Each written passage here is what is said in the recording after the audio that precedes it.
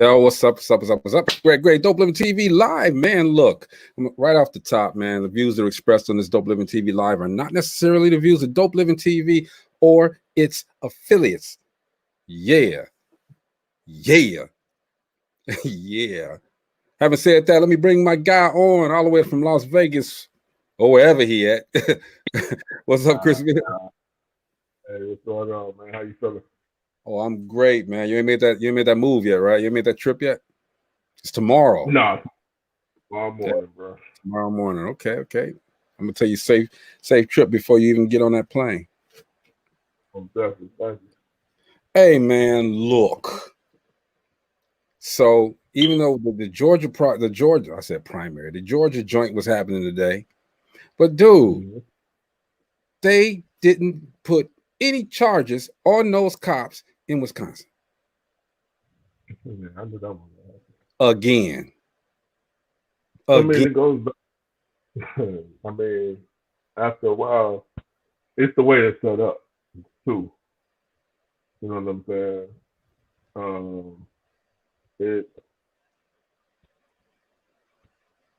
I mean, we just used to it, man. Yeah, but again, man, is that something we just gotta get used to? Because I heard somebody on the radio today. I forgot what station it was, and but because I'm always doing the Sirius radio or something else instead of listening to the local radio, and they were saying, is anybody surprised? It's just like you said. I mean, people are so desensitized to it that they just. Well, it goes back to what we were talking about yesterday. You know what I'm saying? They're not killing us by lynching us. This is their form of lynching, what they're doing right now to us. They're doing a good job too. They letting us see them kill us and get away with it, like they used to do back in the day. And that's crazy that we have to realize that. We have to understand that. You know what I'm saying? Yeah. But on the other side of that is that we know stuff like that is happening. I mean, we can be mad, but it can't surprise us anymore. Like you said, it's just at some point we want to roll the dice and say, okay, it's gonna be different, but it ain't. Nah. Well, I mean, you got to look at it this way, bro. It's 5 different degrees of murder. You know what I'm saying? It's 1st degree, 2nd degree, 3rd degree. Voluntary manslaughter is voluntary manslaughter. And they're picking these different degrees of murder that knowing that the police is going to get off of. You see what I'm saying? Oh, exactly. Because what the definition of the criteria of degree is not the criteria of getting them so they get acquitted. It is happening every time. But you got to understand that the lawyers and the district attorneys and all them, they all work for the government. They all in the same party, bro. So basically, we get to the "it is what it is" syndrome. Everybody, welcome Gina. Hey, what's going on? Tuesday. Yeah, well, they ain't saying that in Wisconsin. Yeah, I know. Probably ain't saying it in Georgia right about now, but we ain't gonna wish that on them. We're gonna say, it's been a trying day, haven't it? Man, difficult for the black people. Yeah. But we always gonna get it in. We always gonna rise. Yep. We're gonna get knocked down, but we're gonna rise. Yeah. So how was your day today, man? What's going on? Gina? I was bumping and riding with Chris earlier. Chris always doing something. Yeah, I was the ride along. That's that dude. Hey, don't forget either on the what is it, the 16th, Chris? Yeah. Yeah, y'all don't forget, man. Y'all, if y'all missed the show, Kiki White in the you tell them, man. Man, January 16th. If y'all missed the show in November, we're doing a rebroadcast on the 16th of January. The watch was only $4.99. There's Kiki Y doing her thing, and then we have 6 comedians, 5 of my name. It's Shay, Cookie Hall, Miss Arkansas, that dude Donnie, and Macho Black. And Macho Black is that dude Donnie what a host. So. Yes, it was a good show. I really like Cookie. Yeah, if you miss it the first time, you get a chance to see it for a second time. Yeah. And you get it at a discount price too, because the first time it was $9.99. Now we're doing a review broadcast for $4.99. I recommend you guys get the show and watch it. It's very entertaining. I had a good time. Yeah. And look, let's welcome our child, Miss Nikki. Hey, Nikki. Hey. How you doing? Nikki, what did you do today? Huh? What did you do today? Don't hum me. Nothing. I've been bored all day. You gotta change that. You gotta get some phosphorus every I day. have been singing, practicing today, but it ain't go too right. Well, how did it not go too well? I don't know. I sound so nervous when I sing. You squeaked a little bit. Yeah. I didn't need to get that out. Practice. The best thing to do. What'd you say? She crackish? That's what I said. She practice. Probably what she's hearing. You probably want to, 1, sing in the shower, 2, before you sing. This is how I used to do back in the day. Before you sing, drink ginger ale or drink honey and ginger to get all the out your throat. Like the first time I got it out today, I was like, wow, I actually sound good. I just need to relax. Like relax. Even if you do say so yourself. Are you recording, Another Nikki? thing to do. Yeah. Another thing to do just for practice, lay on your back with a book on your stomach and try singing using your diaphragm without the book moving on your stomach. Instead of just learn how to do it without your stomach moving. You know what? I don't know. It's like I could sing good. I want to learn how to just breathe every time I sing, and I just trying to hold my breath to sing. I want to just let it out. Breathe. Let it out. Breathe. That's what I'm just telling you. That breathing exercise. Hey man, let me shout out my guy Al Greer. He's on the owner of WOSD Radio in Chicago, and he's also on WVON as a late night personality. What's up, my brother Al Greer? You want to come on here, Al Greer? Click the link, bro. Get on here. Talk with us. Go ahead, Al. Go ahead, Nikki. Oh, no, I'm lost. No, yeah, I be wanting to sing, and I be trying to just take a deep breath, let it out. I don't know how to hold certain songs when I sing and then breathe and then go. Cause I think I'm such in a rush to sing the song instead of just taking my time. Mm-hmm. And just then it flow. Is that the fear? I don't know. Yeah, it is. When you fear singing, your voice starts cracking and you get the squeaky voice. So my thing is though, Nikki, what are you afraid of when you're there by yourself? Nothing. Then I'm just saying. Then I don't know. Let me ask you this: are you kind of like shy to be on here? Not really. I think it's just more people like watching me. But I have to get that out too. If I ever like when it's, sing and be in front of a whole bunch of people, I have to just, you know, It's I guess. it's one thing I know to be by yourself and then to do things in front of a lot of people. Okay, but they used to say, they used to say, well, think of everybody in their underwear and this and that. Okay, that's not realistic. All right, but you just got to think when when you're like we get hundreds of people to watch us every single day, right? So, but who are you in the room with right now? Nobody. All by myself. There you go.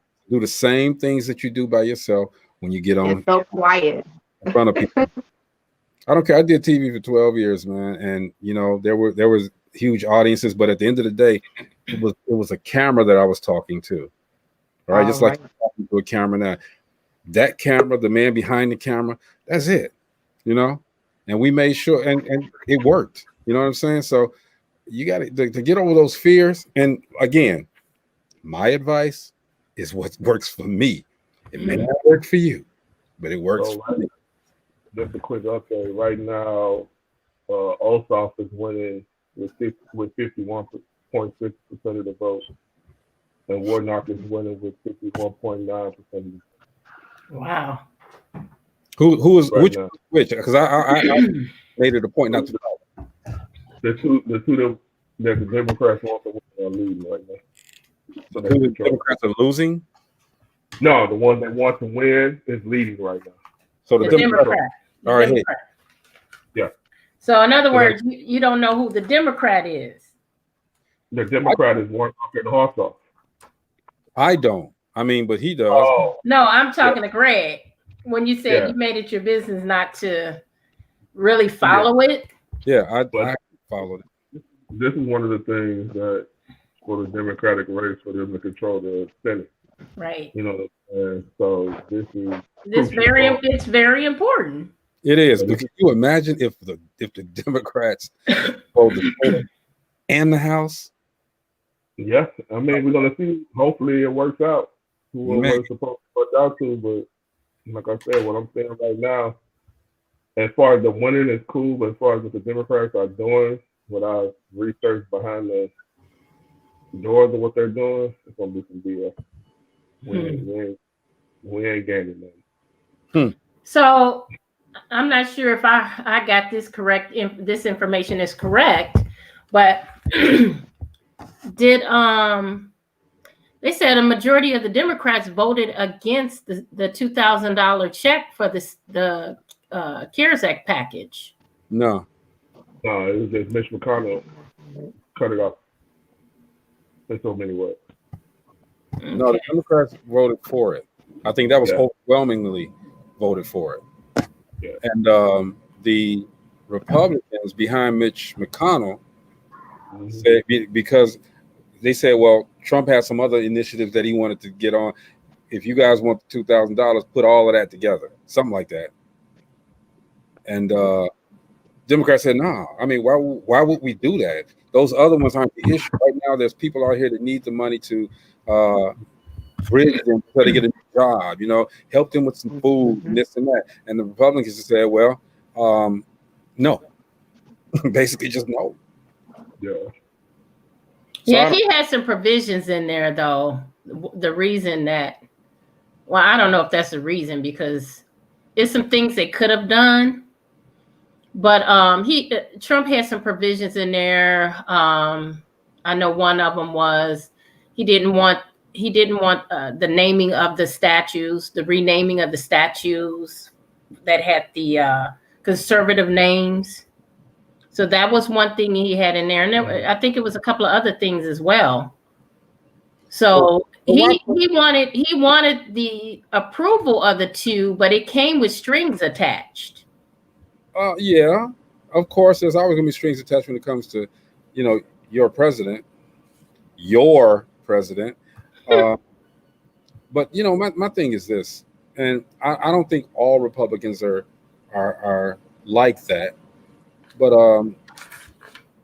isn't it about the people? The people who got elected, the people who.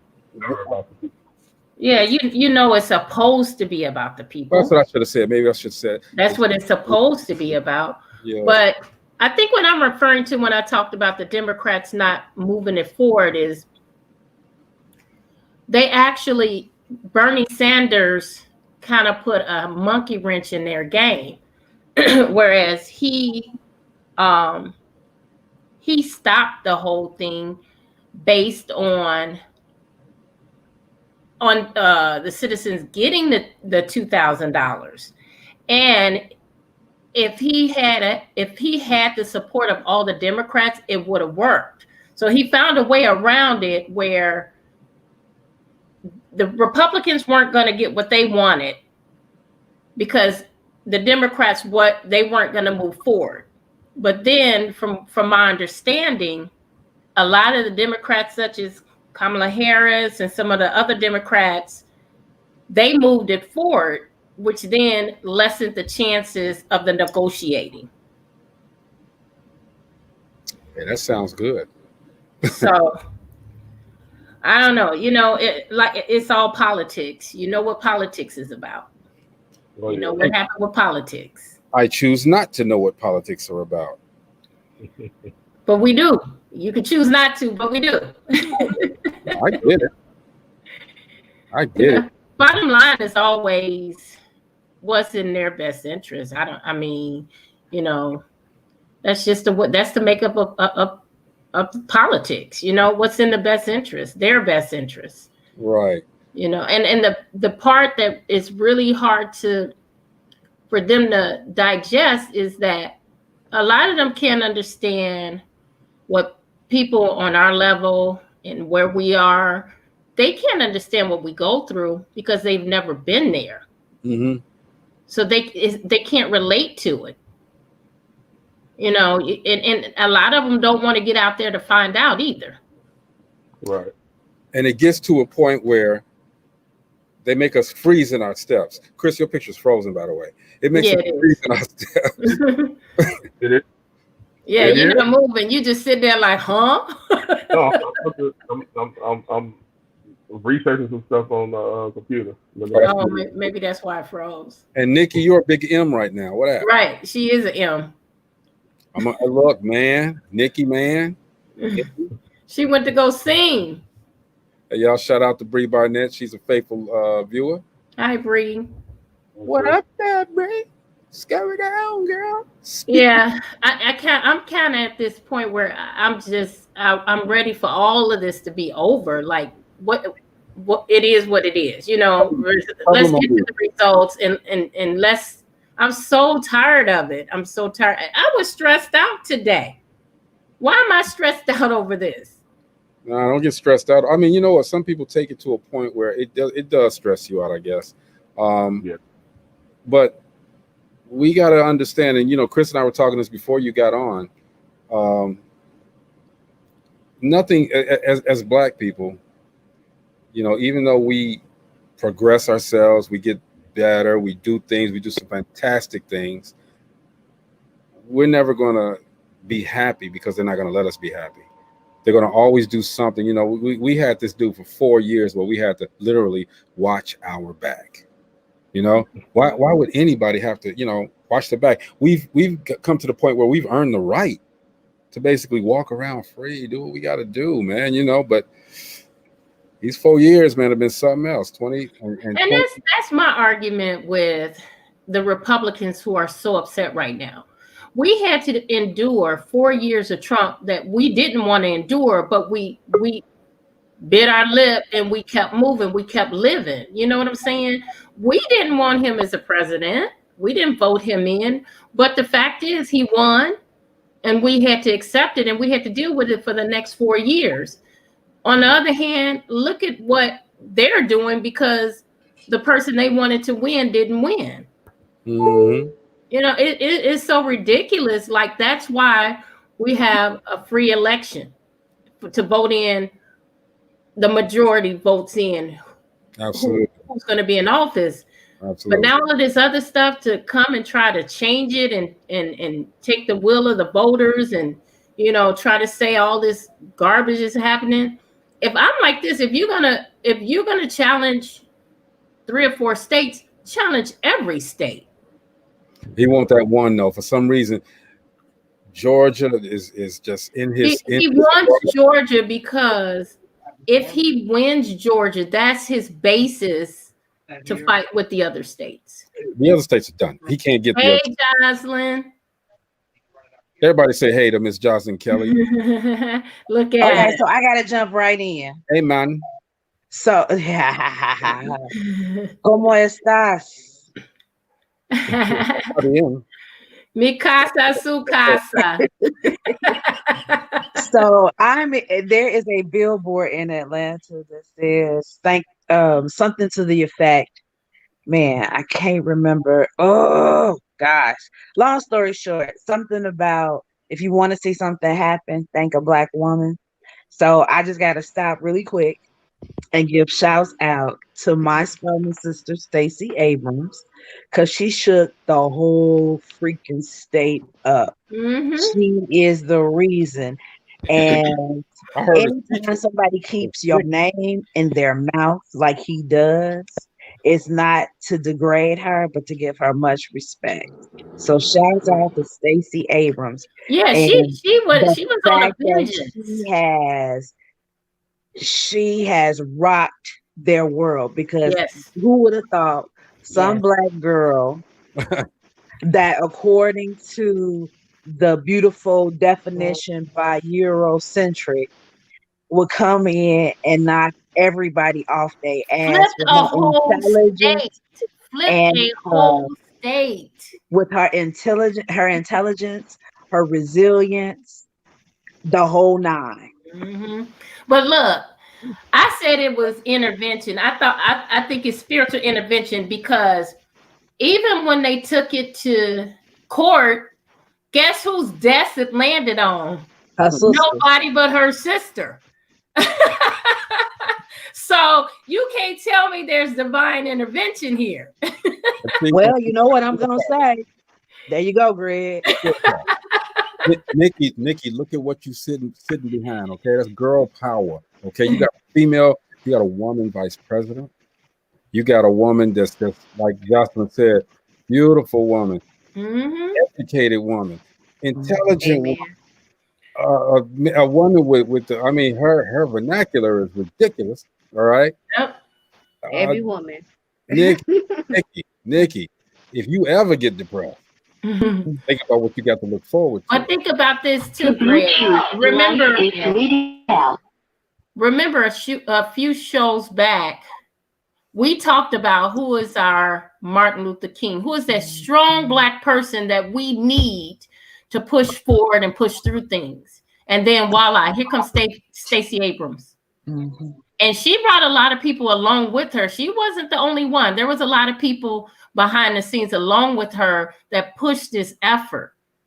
But I'm gonna tell you, she came in like a soldier. Yes, ready to make a change. You know, insisting that a change comes. And even though that's one state, and I've said this, I think I said this when we first started doing this, man. Let a woman do what she got to do. Okay, sometimes a man got to sit back and shut up, and let a woman go on to do what she gonna do. And if she needs help, let's help her. And then in turn, if we got something to say that's intelligent, that's helpful, she'll be there with us. Okay, to boost it. That's the whole presidency of Barack Obama. He had Michelle there, and I'm telling you, I bet any money, I will be willing to bet money that Michelle had a great part in that presidency. She did. How come the bottom row is I know. I'm like, now why is Jocelyn frozen? Oh, I was looking for that thing. I'm on my phone because I literally just walked in the door. Yeah, how was your trip? I walked home from Punta Cana. I know you did. Well, you still be walking, girl. Don't show us your feet, though. No, we're supposed to be back yesterday, and our flight was delayed coming out of Punta Cana in the air because there were allegedly military maneuvers going on. Always. And then we missed our Chicago connecting flight. So then everything in Charlotte was screwed up. So we ended up getting another flight today, but we had to connect through Kansas City. So literally, I feel as though I've walked home. How was the trip, though? It was amazing. I know it was. It's beautiful out there. Just being away and peaceful, everything. And it's funny because people here, I got a call from a reporter at the Post Tribune earlier today, and she was saying that there is a bill that they put on the Indiana state on the floor asking that the health emergency be lifted. And she asked me how I felt. Now, this isn't the first trip that I've taken during COVID, but this is the first trip I've taken out of the country. The magnitude of how people are taking this thing seriously all over the world, and we are bitching and complaining because we can't. Even I tried to, when we got settled last night in Charlotte, I tried to order some food. It took me 2.5 hours to get food because they're taking this curfew so freaking seriously. I coming through Chicago, I'm like, oh, I thought this was COVID and everything is on lockdown, but the traffic is ridiculous versus the rest of the country where they're taking shit a little bit more serious. You know what I'm saying? Right. If you don't believe fat meat is greasy, have COVID. If you don't believe fat meat is greasy, work in a hospital. If you don't believe fat meat is greasy, own a small business. And so all those things taken into consideration, the shit is real. I looked at earlier in the year, I flew to Houston, and the hotel that we stayed in was a Sheraton, so a huge complex, right? And it was all Black. And so I asked the guy, I said, what percentage of people have you think have lost their job because of this? And he said at that point, 75% of their staff had lost their job. And you have to look at it one way. 75% of people have lost their job, but how many of those have saved their lives? Yeah, it's no joke. I think I read earlier where I don't know if it's a Sheraton or another well-known resort out in Hawaii. They're closing their doors. And they're laying off. There's going to be 450 people out of a job. And that's right where I went, Kauai. And Kauai it's not a whole lot of resorts out there. But like you said, it's not taken seriously here. It's business as usual. People are everywhere, and it's like there is no pandemic. Everybody's, it's back to normal, but people are still dying from it. It's sad. But they said, I forgot where this was, but 1 in 50 people are now battling with COVID. I can't remember what California. 1 in 50. 1 in 50. So if you're in a room with, I just think back to college, I was in rooms with 50 people. There's one person out of every 50 that has been impacted. And then because of all of there is no clear-cut symptom that's associated with COVID. Right. We don't know actually how many people have actually had it, or even for that matter, actually died from it. So we only know what's reported. And here's the because I know a few people that think they had it a couple of times and never got tested. You know what? Here's the other thing. My parents. Go ahead, Nikki. Oh, one of my parents had caught it, and I never seen my mom sick. Like never. Like can't taste, can't eat, can't smell. Now she has. She says something to do with her bones. Arthritis. They told her it comes from the COVID, and I actually caught it, but I didn't get it as bad. I was sick for a couple of days, and I was fine. But you know, they're going to say everything comes from COVID. But you know what? Here's the other thing too. Now I think in England they found a new strain of it, and it just got to the United States. So I think New York, California, Colorado. Yeah, you know, and it's one more state. Yeah, it's one more state. I don't know which one it is. Gina, I don't know if you saw this, but Eric Jerome Dickey passed away today. I did see it. The author. Yeah. And somebody, and it's horrible. People, the first question they asked, was it COVID? And so I was playing around with my play sister a few minutes ago. I said, you know what? Fuck all these C's, because it's either cancer, COVID, or credit killing our black people. Credit's the quicker one. I know, right? Snuffing us out quickly. Right. Hey, how many times have you seen a black man go up to the store, get these gifts, and $150, $250 come up, and they be like, if he starts sweating, get that credit card out, shaking their hand, and being like, "Ooh, I hope this will work. Ooh, I hope it works. I hope I got enough covered, okay? And if this one don't work, take this one. And if this one don't work, then try this one. You know, we got 30 cents on each credit card, man. Yeah, credit is a woo. But I'm gonna tell you something. It says something to our race. I mean, I know I'm jumping all over the place, and I'm sorry. I ain't seen this, y'all. I love y'all. But that's what we've been doing lately. That's what we've been doing this week. Hey, that's what this week is about. We jumping around everything. We are a threat on so many levels to this quote unquote society who view themselves as elitists, and we threaten them. All the way to Minnesota with the gentleman who was shot by the police, but none of the police officers have been charged for anything. We are such an amazing threat to all of these entities in this country. I mean, from COVID, the folks, and I'm gonna say this, take it as you will. The vaccine we can't be afraid of. Guess who came up with the solution? It was a black lady. I can't remember her name, but I remember this was sometime last year. Well, not last year. Yeah, I think the beginning of 2019, at the beginning of last year, her face was all over the place. And I was like, she about to be rich. Well, not only that, but when they started handing out monies for research, one of the first places where they put a ton of money was Morehouse School of Medicine. We are an intelligent folks like no other. One of the movies that I watched on my walk home from Punta Cana was called The Banker. Oh, I saw that. My God. That was a good movie. Yes. My God.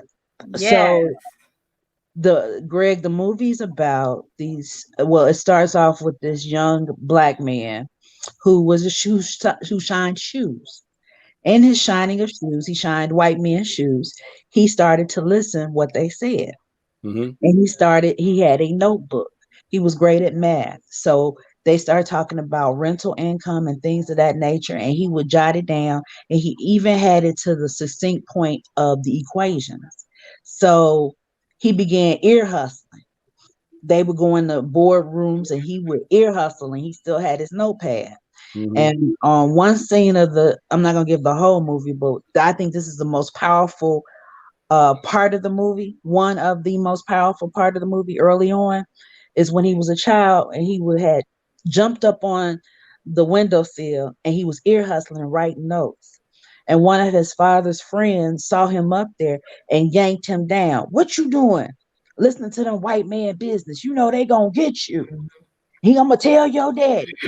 The next scene, it showed him and his dad at the table, and he questioned what he was doing. And he took his notepad out and he started going through the steps. He's like, "Dang." He said, "Wow, how did you understand all of this?" He's like, "Dad, it's just math." And he took that thing. This is a real life story. He took that thing, and they ended up buying property all over California in white neighborhoods and flipping it out. So it was the reverse, right, Gina? Reverse gentrification. So we Yep. were actually integrating their space to the point where these two Negroes then bought up some banks and had a white boy fronting from them. And that's what I was gonna say, Jocelyn. That was the most impact to me. The fact that these black men made all of this money and they had to have a white face in order to stay out of jail and stay out of trouble. But Gina, and it's still where did he get today. the idea from? He flipped it because of the Polish guy when he went to California, Mr. Barker. Mr. Barker did it to him. Yeah. Good movie. You guys should watch it. That's an awesome movie. Hey, is that one of those movies we need to talk about one day? Potentially, maybe during Black History Month. But you know what? It's so powerful. It's not one of those slave black type movies that's going to get you mad. This was intelligent, straight intelligence. But see, go ahead, Jim. And that's one of the things that threaten other races. The fact that we have intelligence and they can't tap in or they can't take over it or they can't take credit of it.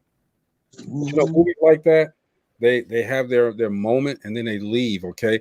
Instead of people understanding that these are real people, okay? Just like The Pursuit of Happiness, you know? These are real people. Christopher Darden. Christopher Darden. Exactly. You know, that man did some big things coming from nothing. You know what I'm saying? But why do you say it has a fleeting impact? I don't think it does. Well, when I say that, because the movies come out, Hollywood blows it up for a minute, okay, you know, Will Smith, whatever, and then it's gone. How many people could still talk about Chris Gardner? You know, how many of us still talk about Chris Gardner? You know, he made a huge impact. He made a huge difference, but we don't talk about it. That's what I mean. It's fleeting. We need to keep the names. We need to keep the actions. We need to keep the history of these guys alive in our mouth so that everyone can hear us continuously talk about them, talk about the things that we do, talk about the things that we've changed. You know, who invented the traffic light? A black guy. You know what I'm saying? Things of this nature. Everybody else gets the credit. I know I'm on a soapbox right now because I'm getting to a point where it's like, again, this is her name. This is the black scientist behind the COVID vaccine. Her name is Dr. Corbett from North Carolina. Okay. They talked about her for about a month. You have not heard her name since. This is what I'm talking about. This is what I'm talking. Now, this lady just saved lives. Okay. She just saved millions of lives. But she's not talked about it. But Trump is taking credit for all of it because he says he allowed them to do whatever science. And now, but isn't that what they do? My presidency, this happened. But isn't that what they do? And here's a stupid part. That is what they do. But here's a dumb part of, you know, because that last interview with Trump, I actually listened to it just to see how many stupid moments I could find. All right. This man basically he obliterated sense, period. I mean, anything that made sense, any part of any sense, you could look over his hair and see how stupid he is. Okay. But this man, what was my thought? Because he said something that really stuck with me about this whole. I forgot what it was, and it'll come back to me. But the man's interview was just, and that was his channel too. That was the Fox channel. That was the channel that he used his whole presidency. But the man, Chris Wallace, he just straight up told the man, "Well, look, basically, this is a fact. This is a fact. This is a fact." And Trump will say, "Well, no, blah blah blah," and he would say, "No, sir, this is the fact. This is what really happened." And Trump continuously tried to disrupt his thoughts. I'm not talking. Look, I'll be the first one to say that Trump has had nothing but opportunities to defend himself since he's been in office.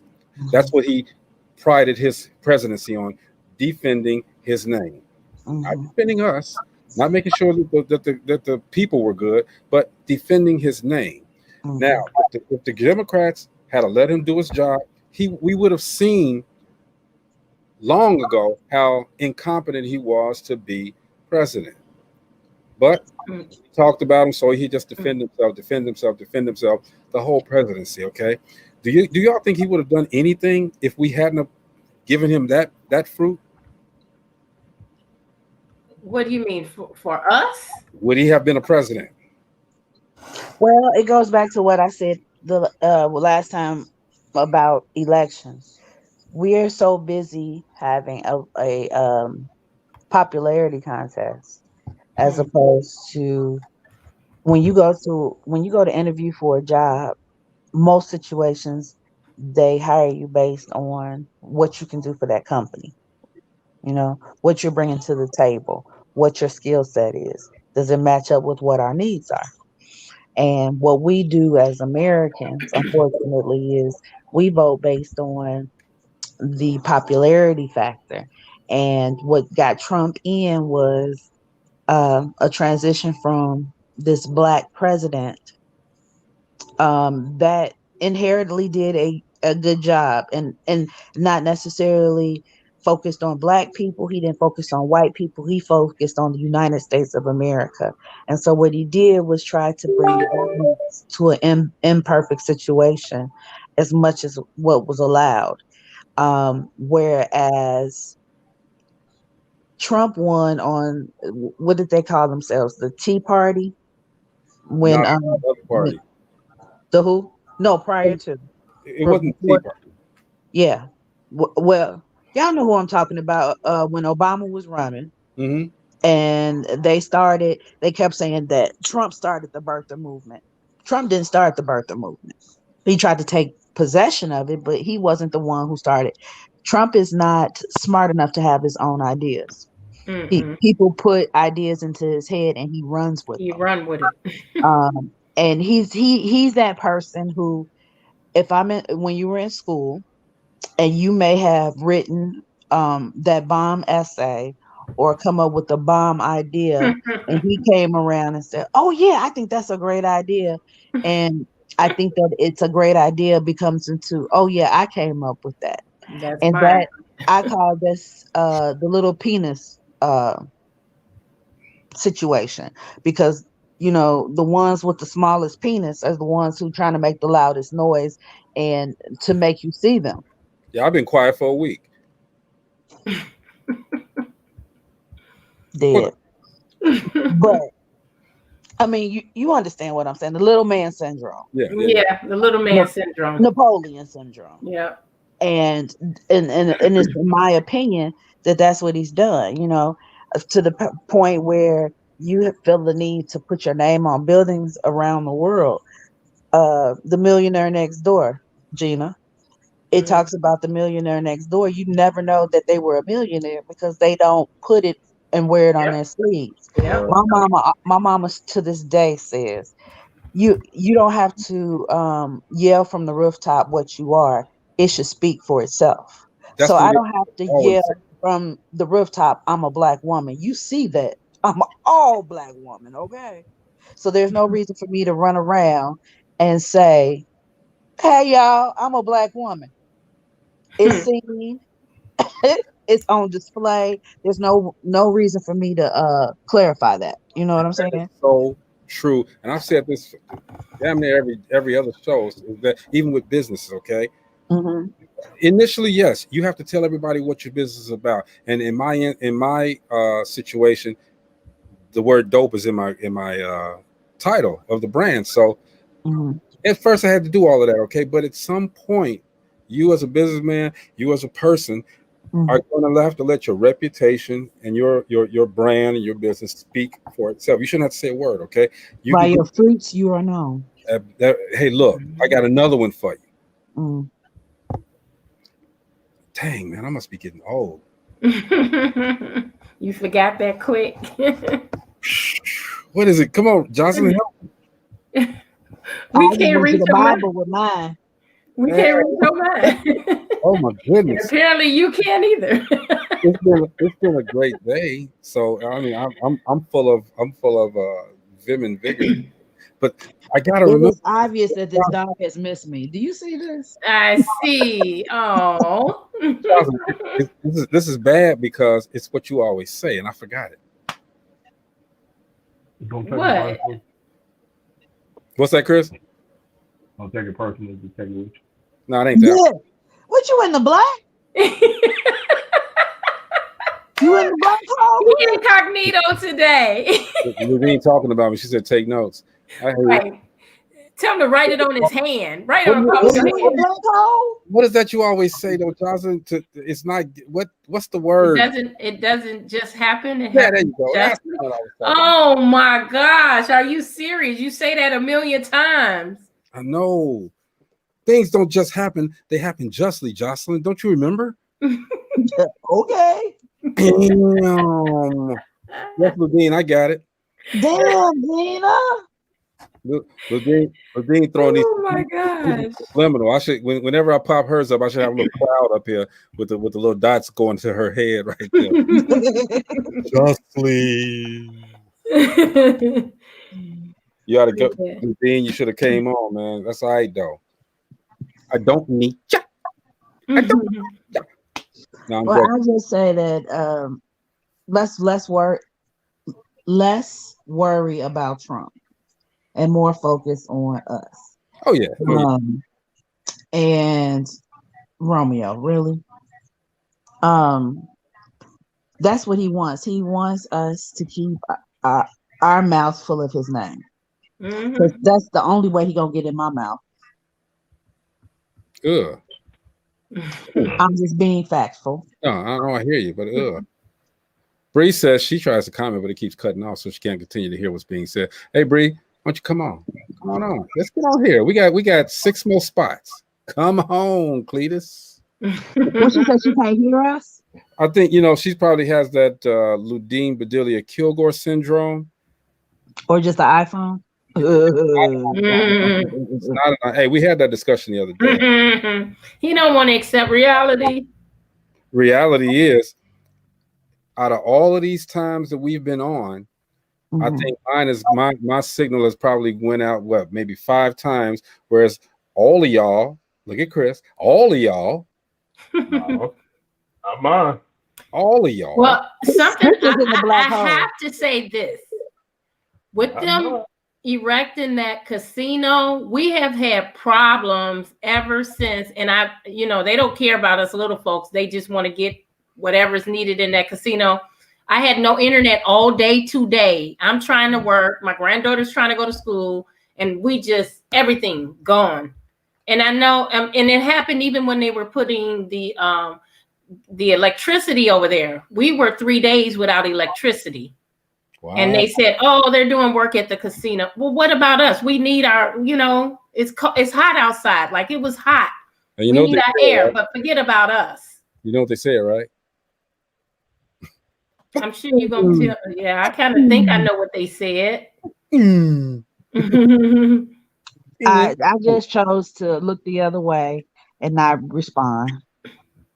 I'm learning in 2021. I'm learning to be the change, and the second part of that is shut my damn mouth. Hey, but Jocelyn, I learned. I had to, along with Gina, I had to apologize for. And if you notice, I haven't said it in a while, but I had to apologize for my comments about the short little people. I did. I apologized. Somebody got a hold of you, huh? No. How they go? Really? My ankle? But I just said I wasn't going to do too many more. Well, I wasn't going to say because I truly didn't understand why, because that name that I was saying all the time been out there for years, been out there forever. Yeah, but it's disrespectful. And the panel told me. The panel. And I actually wasn't a sign that. I actually erected a sign of my own. These are my views. What, Ludine? Ludine, quit shooting from the sidelines, dog. I'm gonna put it up there because you're part of the crew, but dang, you gotta shoot like that. So we and Jocelyn, you touched on that too, and Chris and I were speaking on that. The guys in Wisconsin didn't get nothing. All right. So I guess in Wisconsin they're getting ready to cut a fool again, right? That's why my husband called it. He said that that's the reason why they've been talking the last couple of days that the National Guard is there. Let me tell you something that broke my heart all the way down last night. So when we got to Charlotte, Mm-hmm. I'm gonna have to do some research because I vaguely remember. But when we finally landed in Charlotte from Punta Cana, there was this white guy was like, I've got to get to Fort Campbell before midnight, whatever. And he tried to force his way through. Make a long story short, he was like the rest of us stuck in the customs line and everybody missed their flights. But as we were going through the airport, there were hundreds and hundreds of young soldiers. Direct to the sound of my home. These are my views. Nothing. You wasn't supposed to hear that. Go ahead. Oh. you just blurt that out, Greg? No, I was on another. I was trying to look at something, and our show was on, and that was a little delay. Go ahead. There was 100 of soldiers just all around, mm-hmm. and everything just kind of came to a pass. One, you see all these babies, and literally they had them sitting Indian style on the floor and line. One had his uniform wrong, so the guy was trying to show him the correct way to wear the uniform. Mm-hmm. And then just hearing that the reason why we were delayed is because of military maneuvers. Mm-hmm. And the hundreds of thousands of people who have died from COVID, that, again, going back to the whole thing about voting, we vote, but what are we doing past election day? Exactly. We got to be advocates for our own. We have to be our own voices. And kids, you know what I'm saying? These are babies. You can enlist as young as 17. You know what I'm saying? Right. Mm-hmm. Right. These are babies. You know, I saw a video on I forgot what it was, YouTube, I think it was. And there was a guy that was in the Army, and you could clearly see that these guys were young. And he went around with his phone, it was on TikTok actually, and said, "Why did you enlist in the Army?" One guy said, "I don't know." Mm-hmm. He went by another guy. He said, "For the money." Mm-hmm. Well, another guy, "I don't know."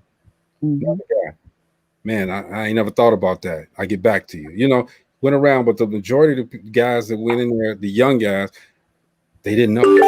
They didn't know why they were there. Mm-hmm. Well, you know what? A lot of reasons behind it. I talked to a lot of military vets and young guys and women that are going through the military and they want to get their degree. So they come our way. And plus my son signed up at the age of 17. So, you know, I had to experience that. Mm-hmm. But a lot of the reason is because there's not a lot of opportunity out here for them. Mm-hmm. And then, you know, I don't know if they stopped the commercials, because remember you used to always see the commercials glamorizing the military. Join, you'll get your tuition paid. I don't see those commercials a lot anymore, but you used to see them all the time. And a lot of the young kids fell into that. They really thought that's how the military was, mm-hmm. until they actually went to the military and found out, hey, that's not how it is at all. Mm-hmm. But they glamorized it so much, it you know, it made them want to go, because I hear a lot of them say, well, I went because they'll pay for me to go to school, or right. because I know I have a paycheck coming. Right. And that's the main reasons that they sign up. But isn't the sign up supposed to be that you want to protect your country? You know, I mean, basically. But I get it. Ladine says advocates for yourself, family, block, community, city. Just start there, and you will get a lot accomplished. You know, we can, and I'm frowning a little bit too, okay? Because yeah, we could say that all day long, okay? But to me, that is not the answer. It's not. Yeah, that sounds great. It sounds great, but it's not the answer. I don't have the answer, but that does not resonate for me. Well, I'm going to say this. I'm sure, again, Another topic. Dr. Susan Moore. Dr. Susan Moore is the woman in Indianapolis who was in Methodist Hospital, North Methodist Hospital, Indianapolis, and she's a doctor. Hmm? And they put her in the hospital, and then the doctor on call refused her treatment as well as medicine for her pain, Mm-hmm. I know who you're talking about now. and she eventually passed away From COVID, right? of COVID. Of course. And the reason why I'm saying that is she advocated for herself. She sure did. She was all She over social media. advocated for herself in that hospital and beyond. But see, the Now, difference in her, I'm sorry to cut you off, but the difference in her and the average person is she was a doctor, so she knew. mhm, Whereas if I went in there, I wouldn't know. but She that's was my point. able to advocate for herself because of her knowledge. And that's my point. That's where I was getting to is that a lot of times we don't know how to advocate for ourselves. You know what I'm saying? I agreed with Jalen when he came to me. He said, Mommy, I want to go into the military. I want to serve this country. Those were his words. And he said, Mommy, I don't want you to worry about having to pay for my college. I'm going to let the Army do it for me. So he advocated for himself. He advocated for this country. You know, he advocated to be of service. But at the same time, the service wasn't of service to him. Mm-mm. My son was Um, in the same boat, Jocelyn. He advocate. Matter of fact, I was different from you. I mhm, kept saying no. And when the recruiter came to my house, my husband shut the door in his face. And then when I finally sat down and talked to my son, because we mhm, had different plans. We had already filled out for financial aid. He was going to culinary school. I mhm, don't know where this military thing came from. So when I sat down and talked to him, he said to me, well, I made this choice because I talked to people who've been in the military and they said to do it. And then I talked to people who hadn't been in the military and they said not to do it. So I'm going to listen to the people who went through it. And All right. that's why he moved forward with it. So So check this I out. could do nothing but say, I couldn't do nothing but get behind him and support him. So this brings to my mind, okay, the movie where Furious Styles saying the military army is no place for a black man. Is that a good statement to say, or is it for the white man? Is it for the It black? is a good statement to say, because if you talk to my son mhm. and you asked him he said if anyone came to him and asked him should they join the military, he would tell them no. Mhm. He said there's a lot of things we don't know and we don't see behind the scenes. Mhm. That's what my father told me. Because I was going to go to the military. He's like, there's no place for a black man. Yeah. Yeah. So and he's speaking from experience, but his reasoning for going was because people that went told him he should go, but he's totally Well, against it. Gina, the question would be is who are the people? Because if it's the people that were coming through those schools recruiting, they're Yeah, paid to say that. yeah, they Yeah, I pay. know they are. But he And talked those are the people who to showed up. friends. He talked to Mhm. And this, friends whose, parents had been in the military. He did his yeah, due diligence, but this is he did his 8 years and got out. the different generation because my father, his generation, my uncles, that was all military people. I said, no. Don't So do that. let me ask a young Miss Nikki, baby. You there? Yes. Can you hear me? I Mhm. think you got me on this echo thing. But listen, as a young person, you hear what we're talking about, okay? Would you have before all of your experiences that you're going through right now, if someone came to your door and knocked on the door and asked you to go to the army and gave you all of this information, said it's going to be great, you get to travel the world, you're going to we're going to pay for your school, would you do it? No. I would Well, do my research before I say yes, because like you said, you just never know what's really going on. I have a nephew that's actually is in there right now. They're trying to get out because he didn't know. Yeah. Because this is nothing It's against sad. your son Jalen or your son Joshua. They teach them how to survive, but they don't teach them like world ethics. And what I mean by world ethics, when they come back and become civilians again, they don't know how to be. That's why when you see a lot of the homeless people, most of them are ex-military. Mm-hmm. Well, you know, that's what a lot of them tell us. You know, they are afraid to get out of the military because they have a sure thing. They know they're going to get a paycheck. They're afraid they're going to come out and become a civilian and not be able to get a job, not be able to take care of them and their families. Where in the military, they know that check is coming regardless. You know, Right. so they have that fear to become civilians. So let me bring up another movie, Dead President. So Lorenz Tate's character went into the army. He was a hero. He did a lot of stuff, all right? But he came out, couldn't get a thing, all right? That was back then, okay? And the same thing happens now, all right? So he goes and he tries to rob a bank. Is it a bank? A Brinks truck. And it goes wrong. And is that the template for a military person to go in? They go in, they serve their country, and the whole thing is like a big facade to them, yeah. And they're in there, they're doing all this stuff. Then it comes time for them to get out.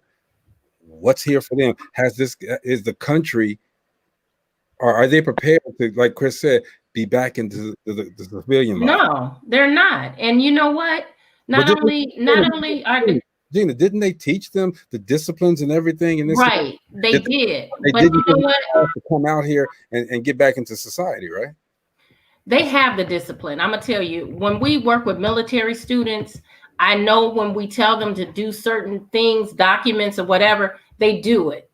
They do it. They are used to following a regiment. They are used to following direction. So when it comes to that, yes, they did prepare them for that. But they didn't prepare them. They don't prepare them for the other things like, how do you go out there and survive? What do you do when you can't get a job? You know, that's what they can't deal with because they've never dealt with it. Okay, hold that thought. Let me take this break. Okay, DopelivenTV Live, y'all. We will be right back in like 20 seconds. Yo, what's up? We watching Dope Living TV. What you watching?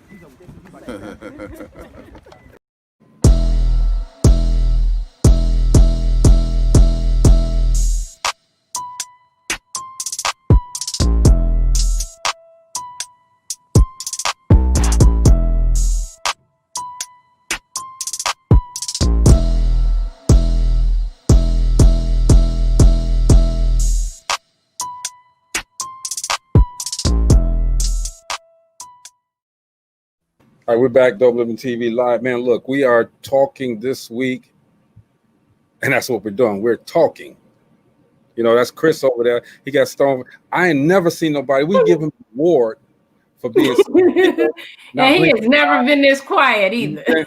When he's talking, he's like, you know, like you should have a one of them lap dummies, man. Okay, because you're doing a good job, bro. All right, for real. The only time I have to say something is something needs to be added, and y'all saying everything, so I don't have to say it. But we see yourself. You know what? I don't want to leave this subject because it's something I want to bring up, and I think it's very impactful.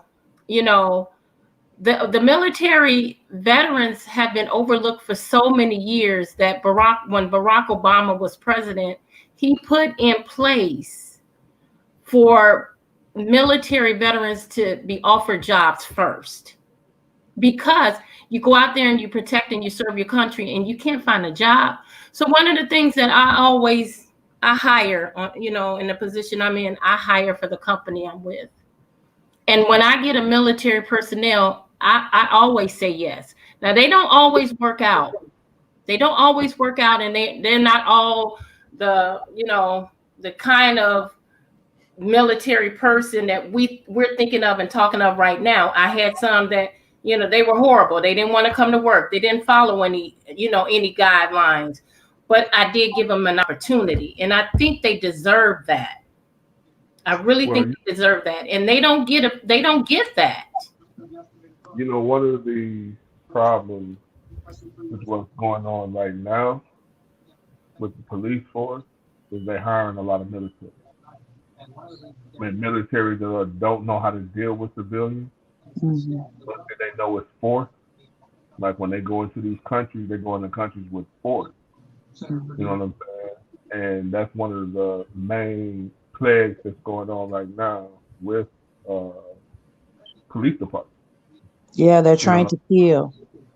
Yeah, and that's what they are. That's what they do. They're trying to kill. And so now they're talking about that you have to have at least well, they said they're going to put it into play where you got to at least have a college degree in something. And if you're ex-military, that you have to go through a psych eval before you can even become a police officer. Yeah, they're trying to kill. So how do you untry the killer? Exactly. That's the situation that we live in, guys. Yeah. Well, the interesting thing that I find about this is that transition. We got engaged into this conversation at the restaurant last week. And shouts out to Rodney Nevels of 1220 Comedy. He made the statement that since this online schooling, that he leaves the online school situation to his wife, because if it was left up to him, he'd be in jail, because he was not going to tolerate the child at home acting out, not paying attention, and things of that nature. And he said he would have his belt or his foot constantly sitting there, and that's looked upon as negative by the system, correct? He said, but at the same time, I'm treating my children how the world treats us. So me using the strong arm to keep them in line for them to do what they need to do is the same thing that the system does to us. And that has been weighing on my spirit since he said it. But it's so much truth to that. You know what I'm saying? We can go back to Minnesota. We can talk about Minnesota. We can talk about that movie, They See Us, which is art imitating real life. Go ahead. I'm sorry. Oh, Chris was talking, then he fell off. He fell in the hole. We had the paper Chris there for a moment, though. He'll be back. But I think that statement is so huge. Even, there are certain situations, and when we talked about domestic violence, Gina, going back to what my roommate told me, when my ex hit me, oh, he just slapped you. That's nothing. We, all the way from slave time to now, we're treated in such a disregard that we count it as normal. You know what I'm saying? And then that innate spirit in us that says, wait, that's not right. Something's not right with this.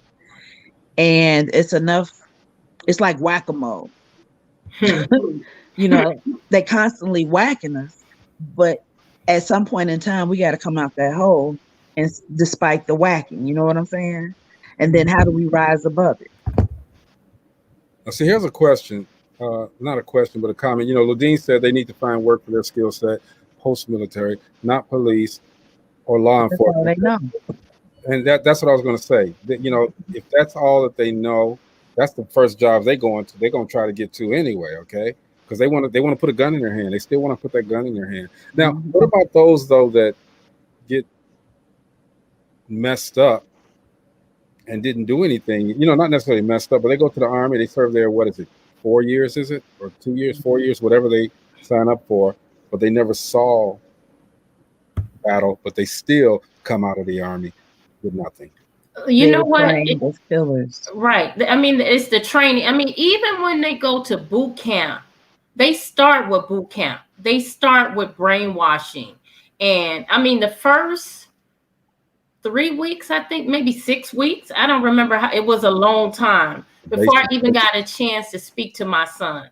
They don't allow them to talk to anyone. They can't call. They can't write. They take their are phones. theirs. And then by the time you do speak to them, they've already conditioned them in a certain way. You know what I'm saying? And that's what they do. That's what they do. And even going back to what we were talking about, the incentives that they offer them, you know, school. My son got a great sign-on bonus. What 17-year-old would not be infatuated with that? You know what I'm saying? They got a great sign-on bonus. But you know what? When it's time for them to go to school, yeah, the military pays. But do you know how many students we come through our school that say, I can't go because my EO said I can't go to school? Yeah, it's there, but they don't want them to use it. Their first priority is the military. And if school interferes with it, then forget school. So even though they say, hey, we can pay for you to go to school, you can do this, that, and the other, they don't enjoy the pleasures of it. Right. I don't know. It's just see, and the more we talk about these different subjects, man, you know, because a lot of this stuff, I guess I don't know about, but you guys are enlightening me, and I hope everybody that's watching is being enlightened too. We're not trying to revolt or anything. We're just trying to give you guys the real, you know, young, old, middle-aged, whatever, man. This is life, man, and this is what we talk about. Yeah, and you get some that go through and they there for 20, 30, 40, 50 years, you know. So it's not all everyone's. Our opinion is not. It doesn't cover everyone, you know. Yeah. We just speaking from experience, from our experience, our family members' experience. You get some people go in and they love the military. I mean, I think about some of the things that was happening with my son there. One of the things I can thank God for is he was in the Navy. So, you know, they're the last defense to go out fighting. We're not fighting on the water. So that made me feel better. But the day he called me and told me he had a crew member that jumped off the ship, went stir crazy and jumped off the ship, threw all her clothes over and jumped off the ship. I worried. I started to worry, you know, is he going to be okay mentally? How is he going to come back and adapt to life? You know, that those kind of things started to worry me. Yeah, y'all say hello, Jordan. Hey, Jordan. I like that hat, Jordan. Thanks. What's up, Jordan? And Gina, to your point, after Jalen committed suicide, his best friend attempted quite a few times and eventually was put out the Army. And we found out a year after that he actually was killed. Another one of his friends still he battles with mental challenges. But that whole group of guys, they all have, if they're not dead, they've had bouts with very harmful depression. And to the point where I questioned the whole base of Fort Campbell. And when I was on there, it's a heavy spirit. And I said it, and my husband had to drive through there, and he said he had to talk to somebody from that area, and he was like, it's a strong demonic force through there. So that makes me question a lot of things. I don't know the full history behind Fort Campbell, but you know, it is what it is. Right. And I you know, it's frightening, but in all things there's, I guess, good. Things don't just happen, and God has his hand in everything, and I have to believe that. So there's something good there. But from my point of view, fuck the military. No, I'm gonna tell you, I think this is something that we do need to have a subject on, and that's the trauma mentally that being in the military and in different situations take on people. Jordan, I know you just muted off. You've been listening, man. What do you think about what we're talking about? What? You got the Chris face? He said what? You gotta update me. You were right in the audience. You didn't hear. I was in and out because like I had read something, so I had to go like check it out because I was worried about somebody. Oh, I hope they're okay. Do you have any friends in the military or went to the military? I had a couple friends that went to the military, yes. And what do you feel about as far as mentally and their experience with it? Some of my friends are like the same. They came back and they were the same person, but some of them, but that's just like they were like super strong willed to begin with. So like it was some of my friends that ended up coming back home early and just like they weren't, like there to like they were there for the same reason everybody else was there, but like they weren't there to like, if this makes sense, deal with the stuff that was going on like within it. So like when they like felt some type of way about something, they decided that they was gonna speak back. And most times you're not supposed to speak back, or anytime you're not really supposed to speak back or say what you feel about certain things, So they didn't have that discipline then, right? When they came in anyway, and they Yeah. the But then they stayed. my friends that actually, stayed in there, like you could see that they mentally changed and like stuff affects them way more than you thought. Like you in your average life, you know what I'm saying, just living the way we live now, you wouldn't think that somebody could be affected in the way that they were when they came back from like being in the army and everything like that. So they got like a new mindset, a new way of thinking, but it's like they also, I don't feel like they are like, how I want to say it, like comfortable in their thoughts most of the time now. They try to stay out of their mind and try to be more in the moment of everything now rather than being into like whatever's going on in like whatever's going on, like COVID is just for like, instance, right? Mm-hmm. That's not their most important thing to worry about because they got so much other stuff on their mind. Mm-hmm. They, of course, they care about it like everybody else cares about it because they know that it's dangerous and they know that it's something, but it's just like being in all the stuff they've been in and being around all the stuff they've been and seeing, they just got a different mindset than we would have about like normal stuff and different things that we think about. Like they whole mindset about life and the way they wrap themselves around certain things and people is like changed and like shifted just because of the experience they had that we'll like never know because we wouldn't choose to go and do that ourselves, And even if we did, we probably would have a different outlook. Like nobody has the same outlook. Like it's two of my friends that feel like that, and there's two of my friends that's like they came back and they still see things like we see it, but like every once in a while you can notice that they not there with you in the room, So does the military? I mean, those that have done it, because me, I would have shipped my son to Timbuktu if they had came with that, man.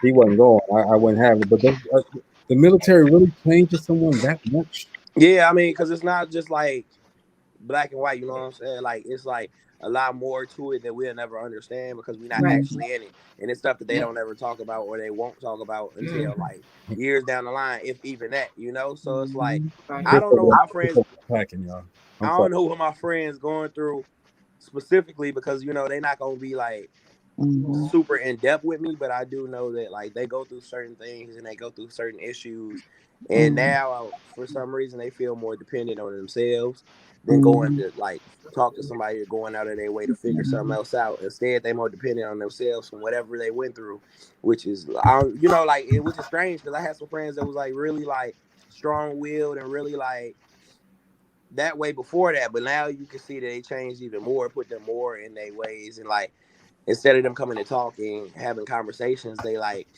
less and less like and becoming more like a face in the crowd kind of situation where they just like fall back completely because of how they've been when they feel like in the military, like I'll try to explain it in the best way, but it's like I can't explain something I ain't never been through.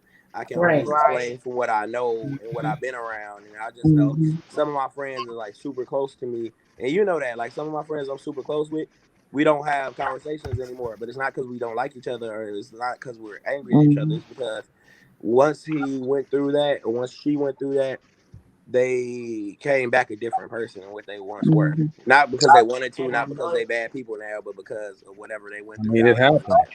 It happened. Brie Burnett, real quick, she said she's definitely correct. This is a late response, by the way. She was married to a military man. They protect their own. It's not family first like commercials. She was abused. They did nothing to help her. Go ahead, And that's one of the situations like what George is talking about. They treated to treat well, they're taught to treat civilians different. No matter if it's life, no matter if it's friends, no matter if it's family members. You know what I'm saying? That's what it is. You know what I'm saying? It's pretty much, and you can see how it started because most of them that go into the military, it starts in high school with ROTC. Yeah. You know what I'm saying? And with them doing, most of them that do 4 years of ROTC go into the military. Because in the summertime, you do the camps. I did it for 2 years, and I was like, no, I'm not doing it. You know what I'm saying? I didn't want to wear the quote unquote monkey, they call it. I didn't want to wear the green monkey. But that's how they're trained. Like Joshua said earlier, they're skilled as far as police officers go, as far as freshers go, like Jordan said, it's there, but they're not there. You know what I'm saying? Like a lot of the homeless people, it starts from drugs from being in the military. Yeah. And You know drinking. And drinking. And all of that. Yeah. And that's what it Trying to starts escape their reality. Mm-hmm. My sister told me that she dated a guy from the military, and when they would sit down eating dinner, they was watching TV, having a good time, laughing, talking, eating. Her phone had rang, and for some reason, she said he picked it up and threw it hard, and he picked the plate up and threw it, and ran out the house. And I'm like, so what happened? Yeah. She said when she first dated him, he was him, but once he went and then came back, she said honestly, he was like a different person. And she kept asking him like, what's going on over there? He had told her that his friend blew up. Yeah, and right in front of his, right in his hand. So I'm gonna tell you a story that my father told me from when he was in the military. So they used to ride on the truck, and they were in. I want to say they was in Vietnam, and the buses that they used to Vietnam used to ride past on used to have snakes with their head cut off, big snakes with their head cut off. And he said they rolled past one, and one flipped one over because they were flipping it over and it was dangling on the side. And he said he had his AK-47. He said if that mug wasn't on safety, he would have shot everybody on that on that bus. I mean, it gets that serious, huh? Hey, it's more serious than you know. What I don't know. But what I was told, from what I was told, very serious. You have to have the mental to handle it. And like Gina was saying, to be in that mud for 20, 30, 40 years, you got to have that mental capacity to deal with that. And it's a lot of people that can't, because people forget David Robinson. He was in the Navy. You know what I'm saying? That played basketball. He was in the Navy. People forget about that. You know what I'm saying? That's why it worked out for him. You know what I'm saying? Because he was one of the nicest people ever. Yeah, let me. You know how you interrupted that the broadcast for a special announcement that? I was gonna tell them. Yeah, go ahead. That because I was talking about when I came back into the when I had like left and came back, I was looking at something online because they said that Dr. Dre is in the hospital because he got a brain aneurysm right now. So he in ICU. Dr. Dre, he's in ICU. Yeah, he in ICU right now because he got a brain aneurysm. I can call right now. I'm gonna call you right back. I'll call right back. I'll be right back. Nah. Yeah, find out the truth. Yeah, no. I was looking at because the only reason I was skeptical of it at first, but then Ice Cube got online and a whole bunch of other people got online and it was like pray for him and send love and stuff his way because he I don't know what happened. Like I said, it must have just been random because it just happened But yeah, he got Dr. Dre has a brain aneurysm apparently, and he in ICU. They said that he lucid, but they said that he's stable. That's what they say, but I'm not 100% sure. They said that's just for the time being, so it just happened. But yeah, we ain't getting ready to start 2020 like this. 2021. I'm sorry. Yeah, don't take us back to 2020, please. Okay. This gonna be Kobe if he died. You know, it's gonna be another Kobe. Yeah, they're gonna say it was a brain aneurysm due to COVID. Everything is COVID, man. But yeah, that's real, y'all. I mean, you guys have told some great. No, it's not. We talked about it. It's COVID, cancer, or credit. I just say COVID. Credit almost got me one time, and I'm young. Credit almost took me out. Good credit. I'm with bad credit.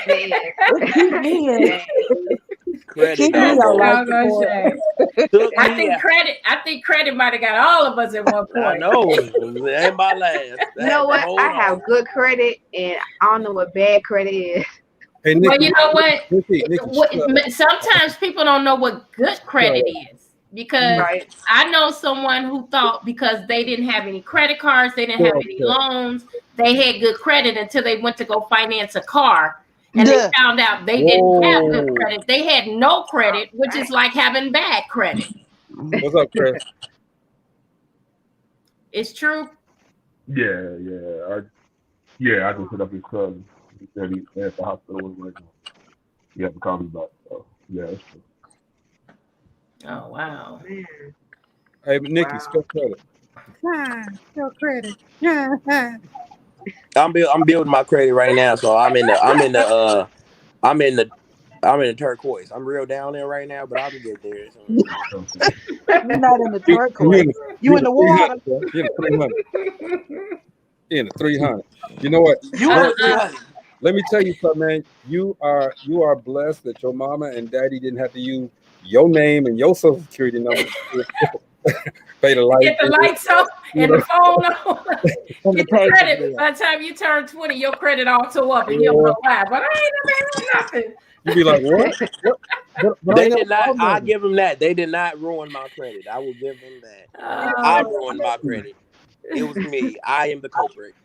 Well, you know what? They offer so much credit to young kids because they know they're going to spend it and spend it and spend it. Like when I was in college, not that bottom rung of the Brady Bunch circle we got right here. When I was in college, I had so many credit cards thrown at me, like I didn't even have a job. I'm just in school. Y'all know what Jordan's biggest pain is, biggest spend is. Chris, you already know his biggest spend, right? The studio. Oh, I forgot about that. I forgot about that. Thank you, Jocelyn. Shoes. Yeah. Show her that one wall. Show them that one wall. Oh, see, you can take how you get robbed. I'm not showing nobody. I know that's right, George. People gonna rob you. Now, look, you can gonna rob me. People who want to rob shoes. You can mess up one credit card on shoes now. No, look. This is what's going on in my life right now. Here we go. You fell in love. No. He was like, look, I spend my money, but I have not acquired the credit card that I need to start my credit. So I'm gonna start that tomorrow. That's what. Well, you have to know. Credit card is the best way. I'm working with a family member right now to build their credit because they want to buy a house and they didn't have a credit card. And I tried to explain why it's important to get one and not to run it up. But Gina, I'm gonna stop you and I'm gonna inbox you a master class that's going on right now. Okay. And it's with her name is Shalonda Taylor, and it's called the Master Class for Mortgages and Credit and Everything. Mm-hmm. And a lot of what she's explained, and she's helped me to understand is that the rumors about what is needed to build credit are not the things that we should be doing or positively impact, especially when buying a house. And I'm gonna tell you, she's 2 weeks into some of the classes that she's doing. Mm-hmm. Phenomenal. So I'll share that information with you. To the point, there are programs for people who are on Section 8 You know how they get vouchers? Mm-hmm. They can actually qualify to use their vouchers towards a mortgage. So they become their own landlord. So let's say their voucher is $800 and they go into a mortgage that's $1,000. So there's or a rent that's $1,000. They're responsible for that 200. Well, that 800 that's coming in through a voucher is actually going towards the purchase of their home. So again, making a difference and showing a difference because home ownership is the way, and using that to leverage us to do better. So I'll share that. I'll make sure I share that in the feed for anybody who's interested. But one thing that I've learned from her, and even being in the banking industry for all the years that I was, there are a lot of misnomers out there in terms of things that we should have to build our credit, which are not true and factual to helping us to get a mortgage, but that's only part of the battle is to get the mortgage. We want the best rates like everybody else has. You know what I'm saying? We want to understand that we don't need to buy necessarily a house in that booming community, whereas we can afford to get into the house, but then we're going to get priced out because of the property taxes because it's on a constant rise. So there are a lot of things that goes into this thing called home ownership that we need to be on top. So it's one thing to have good credit, but at the same time, we need to understand what this credit game involves. Why y'all grinning like that? Because he made a mistake and sold his wall. Oh.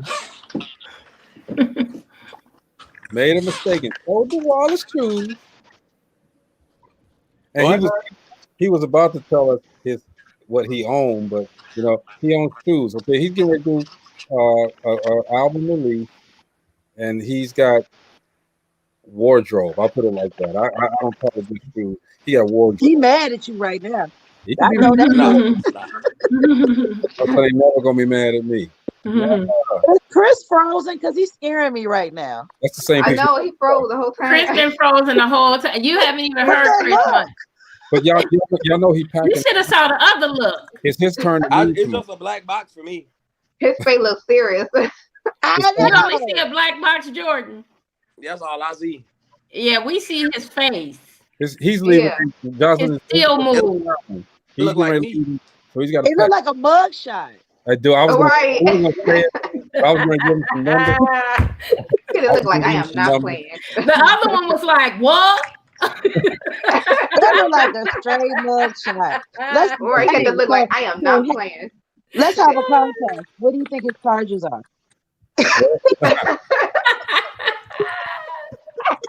Okay, y'all look. Do me a favor, everybody. I'm a pause everything because I got a special guest getting ready to come on here. This man has done a lot. Okay, he's been in movies. He's part of a multi-platinum selling group. You're doing it wrong, though. Huh? That you're doing it wrong. He doing it wrong. That you doing it wrong. Go ahead, dude. You introduce it. No, you doing it. Go ahead. I'll let you talk. You said I was doing it wrong. I don't want to do it wrong. Want me to do it? Can we just do it? Yeah, Jordan, you go ahead and do it. This man is a phenomenal man. He is a man of many talents. He was in a multi-platinum selling group. He was in one of my favorite movies. He had one of my favorite lines. This man is an icon. So when he come on, y'all better know what's happening. You feel me? Like, don't sleep on my mans. I know I'm young, but when you see him, you gonna understand that he timeless. Hey, was that better? That's it. Hey, everybody, y'all welcome both. Hey. What's up? All right. We had a nice little conversation earlier, okay? But the main thing that he told me, man, we were laughing, okay, that he was Jordan, say that line. I'm gonna be grand. Well, that was close, but instead of beat your asses, I'm gonna kick your fucking ass. There it is. I said it wrong because I knew you was clean up. My son gonna pretend like he ain't never cursed before. Come on now. Okay. Well, he's showing you respect. Jordan. What's going on, brother? Thank you for coming on and hanging out with us for a second. Yes, indeed, man. Happy New Year's. Happy New Year's to all of you.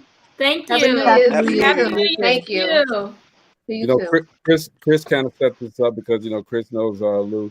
So, I don't know. Can I call you? Do we call him Bowlegged Lou? No. Just call me Lou. Call me Lou.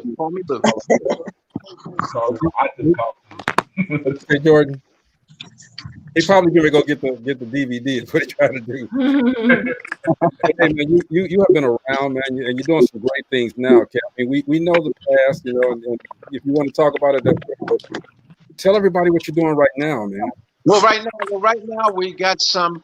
Well, we just finished doing which we passed already, but we just finished doing Full Force's first ever Christmas song, which we did on 2 joints. We did a joint, Silent Night, which we dedicated to the Temptations because 40 years ago, the Temptations did a Christmas album which sold like trillions of copies, and Silent Night was a version that they made iconic around. So we did them on Silent, and we did it also. And I got the listings from last member of the Temptations.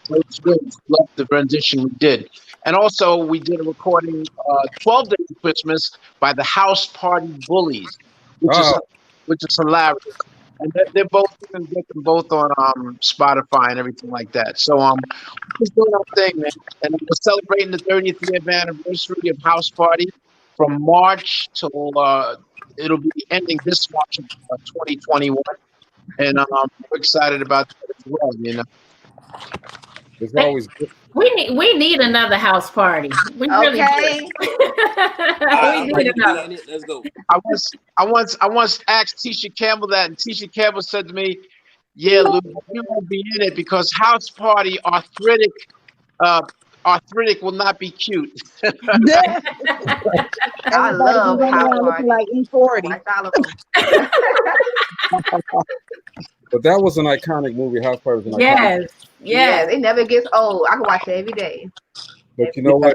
Look at my son. Look at my son, bro. I see him. I see the picture. And, wait a minute, Jordan. That's not vinyl. I know. Is that vinyl? That looks like vinyl to me. Well, Jordan going through it, man. I mean, like I said, my son is one of your bigger fans, man. Okay, but hey, right now, everybody, Lou. You're a funny dude, okay? He said something I can't repeat on the air, but it just had me crying, okay? But Lou is doing a show right now. Wait. When is there something you can't repeat on the air? Because I think it's kind of personal, kind of. I found out that he used to date one of our friends that is a beloved friend of ours and a sister to us, and he told us that he used to date her, and then I made a comment, so we'll leave it like that. Okay. I see where you're going with that. And Lou, when they say Lou, was it "I'm gonna beat your head"? Why are they leaving that one word out?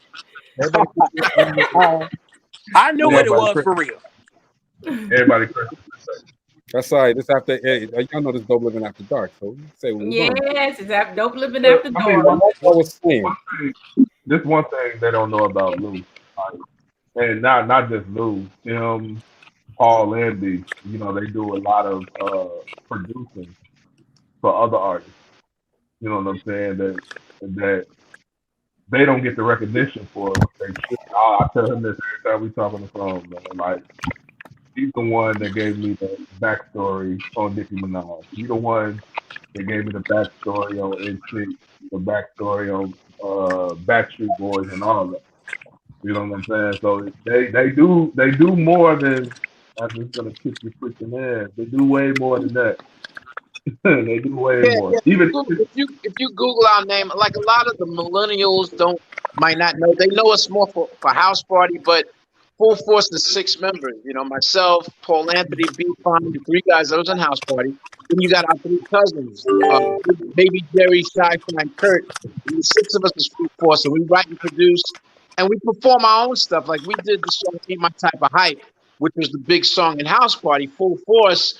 That was us performing it. And it's so funny because when a lot of the young kids, they see the video of Ain't My Type of Hype, the music video, they go, oh, damn, I didn't know the Bullies sing and dance too.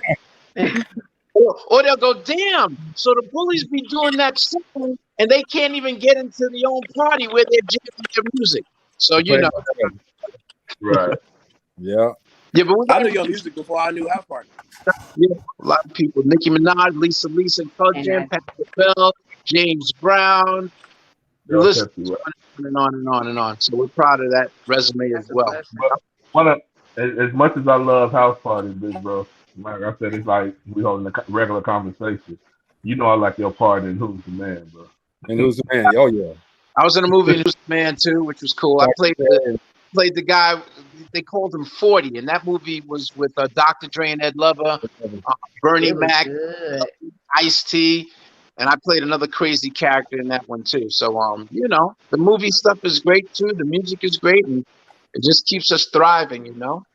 And as I was trying to say at the beginning, you know, Lou is out there doing a man on the street kind of thing, okay? And if you guys haven't seen it, you know, they have Full Force Television. It is funny. It is funny as hell, all right? And Lou, have you ever thought about getting back into the movie? Man, people always ask me, but I don't know. I just never pursued it, really.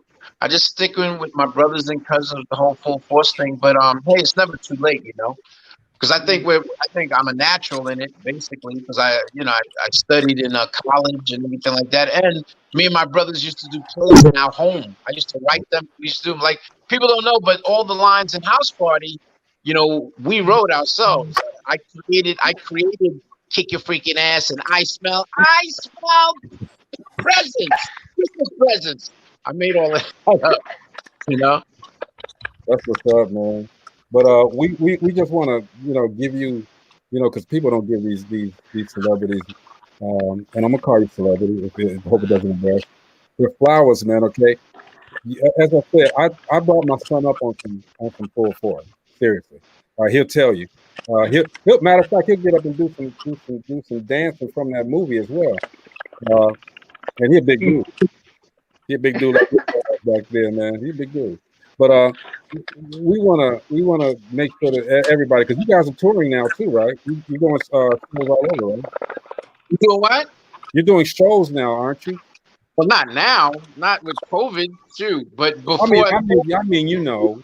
Yeah, but before COVID, yeah, we were performing. You know, we had some great shows. One of our real good ones we did, which was on the West Coast, before this whole COVID thing, we did a show with Full Force, the Foursome D's, and Ralph Tresvant. Ralph Tresvant was headlining it, and I got this on video too. I'm gonna send it to you. And after Ralph Tresvant performed, we bum rushed the stage, and you know, we honored him, you know, as a surprise. I honored him with a man on the street dedicated to Ralph Tresvant. Gave him a nice plaque, and you know, we just love giving like that. So it's a great thing. Yeah. Yeah, that's what's up, man. Okay. And you guys, how's Paul Anthony doing? I know he was going through some health. No, he's fine. Paul's good. Paul's cancer free. Amen. Cancer free now for 8 years. We celebrated the 8th anniversary of the bone marrow stem cell transplant between myself and my brother Paul. You know, when he was fighting for his life 8 years ago. Right. We had a bone marrow stem cell transplant together. I was his 50-50 match. The doctors said that he needed 6 million stem cells to survive. And they said if I wasn't able to give him enough, they would take a catheter to my chest to try to draw it out. But I was able to give my brother 9 million stem cells. So I was a gift from God to help him survive, you know? So That's awesome. That's what's up. Y'all sit up here and saying a word, man. Wait, clean up. Now you're quiet. Oh, I'm listening. I'm taking it all in. Like, you know, I grew up on that music. So good. And we got the babies in the corner over there, Miss Nikki and Jordan. They babies, so. Yeah, but you know what? When you can reach down to their generation, you know you're an icon. Yeah, oh yeah, thank God for House Party. I mean, we always give House Party blessings because 30 years later, it's still relevant. It's still good when you watch it. It's not outdated. It still gives great listens. Yep. And it's still funny, you know. So Watch it later. we didn't know It's still funny. we didn't know it was going to be a classic that it is today, you know. But it's a true It never blessing. gets old. Yeah, because of the house party, that's what. Y'all know. You know what I'm saying? We That's what definitely need a how new to house speak out in the party. And I would say that no, the arthritic thing would not be an issue. If E40 can come out and kick it with Too Short for 3-4 hours, we can have a house party too. And I say we need to have it happen in GI. We had a house party too, though. You We talking? had 4 of them. Okay, don't beat me up. House party 2.0, 2021, 2020, 22, whatever. House party 5 is what's next. I feel okay, like but when you get to a certain age, you just be like, Reboot. What's what's that? that, Lou? Or just a house party reboot. It doesn't have to do 3, 4. Because we did house party 2, the pajama jammy jam. Then you had house party 3, Yeah, late Bernie Mac.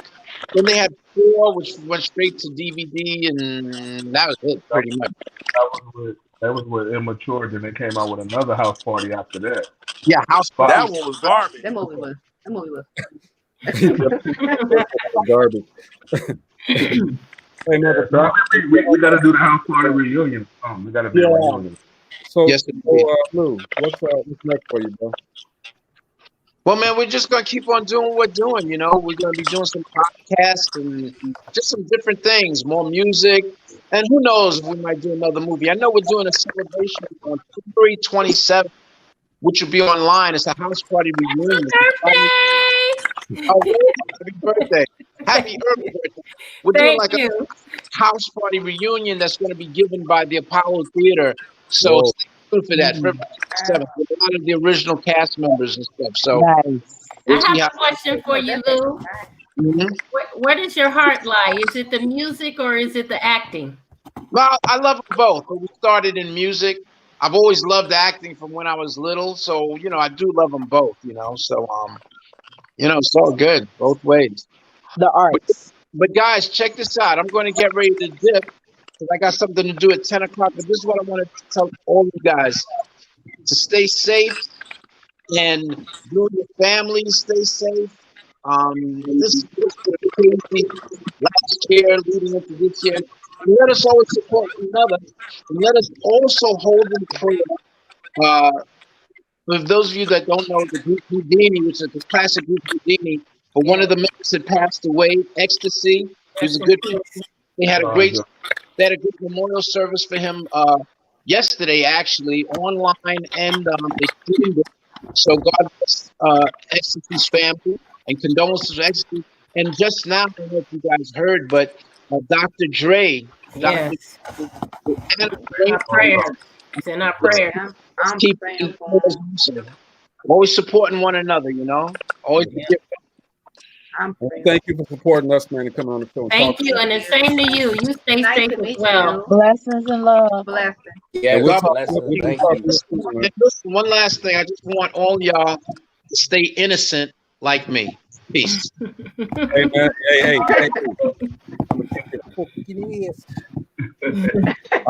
We'll see you, bro. Wow. Stay innocent like him. Absolutely. Man, I know everybody on here love their music. Hey, and I want to thank Iconic. I want to thank Chris Mills for hooking that up, man. Thank you, Chris. Thank you, Chris. I'm so blessed. Chris, we need you to bob your head or something. Smile. Can we go back to naming his offense on his mugshot? I know, you look so serious. We need to name his offense. Who was actually still, he never turned his feed off. He's still there. I'm looking at Lou. I'm sorry, go ahead. I didn't hear. When I'm typing or texting, the screen freezes up. Oh, okay. But you got a mugshot. I know. Yeah. I'm looking at the things. You don't want to be filled with the ugly face. Yeah. Which one? I'm looking at Ludine's post that says that she worked at a record store during college. The album was a great seller. That took me back to Sylvie's Love. Do you know I watched that movie twice? Have you? Yes. Very good movie. Very good movie.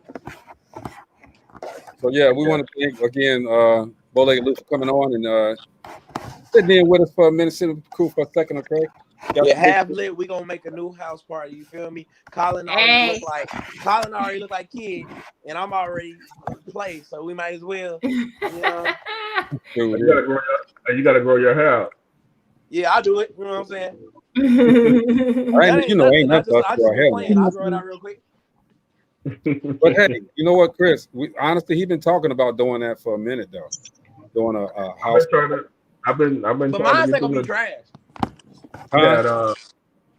We had Kid and Play out here 2 years ago when I Love the 90s tour. They had a residency out here in Vegas.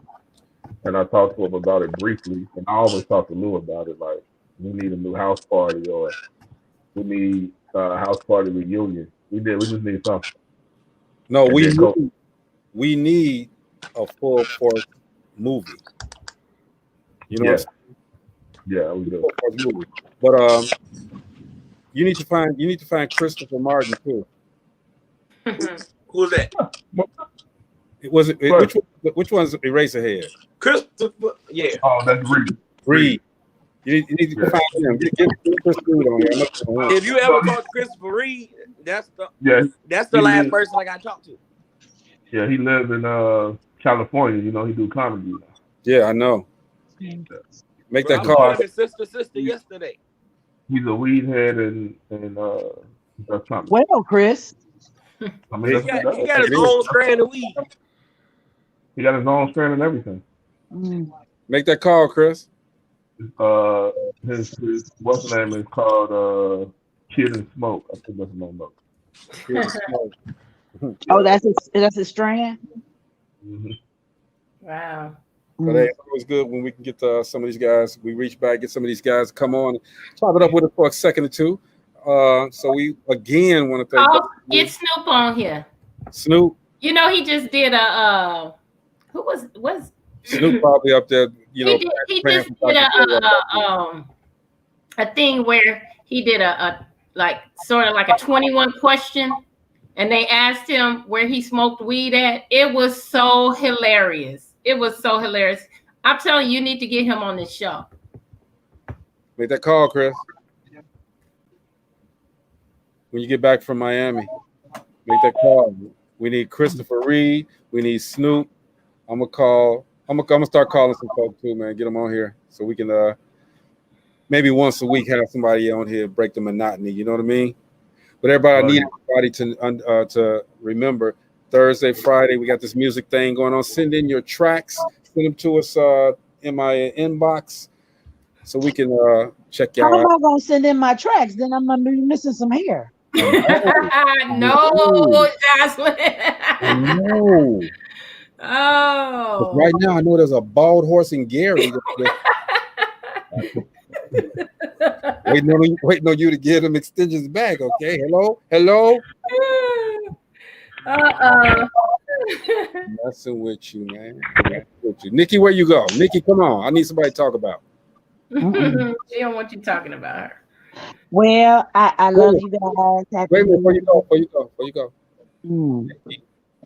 She act like she part of the family because she pop on, pop off, get all the way off. Think I'm gonna click her back on again. You know, I'm like, go ahead, Nikki, baby. I'm sorry, Doctor. Go ahead. There she go. Oh, sorry about that. I had to get the kids. Go ahead, Doctor. What'd you say? Nothing. I was just saying good night. Well, you should have been saying that at half. I'm glad you stayed though. But I know you just got. Doctor, what's for dinner? Nothing, honey. And this woman just literally got back in the house and got on here with us, man. So our family, man. Yeah, I watched him from Punta Cana. Hey, I guess you made him mad.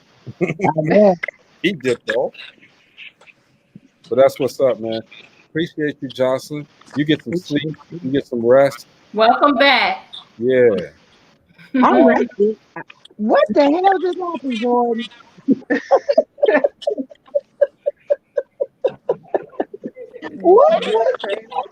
Jordan, what you got there, Jordan? Y'all ain't never seen Buster Bunny before? No. No, Jordan. Yes. I think you're on that stuff, dude. I'm gonna have to check. So you don't see the bunny? I think you're on that stuff, son. Because I brought Buster Bunny into the That looks like the bunny from the Strawberry Quick. No, that's No. they used to have Looney Tunes, and then they used to have Tiny Toons, was just like a different variety of the same characters, and that was the Bugs Bunny of theirs. And then So they brought out that's like getting Cheerios from Aldi's and they call it Heroes. No, right? and then they brought out Animaniacs, and we forgot about Tiny Toons. Exactly. And then they brought Pinky in the Brain, and then we didn't understand where nobody was from no more. Like, yeah. Y'all gotta stop hating on Tiny Toons because they was fire. They had a Sega game, they had a PlayStation game. They really had a franchise. Hope y'all on something. Yeah, it was No, cool. Tiny Toons was fire. Yeah. I used to come in and Jordan be watching Tiny Toons. That's not Bugs Bunny.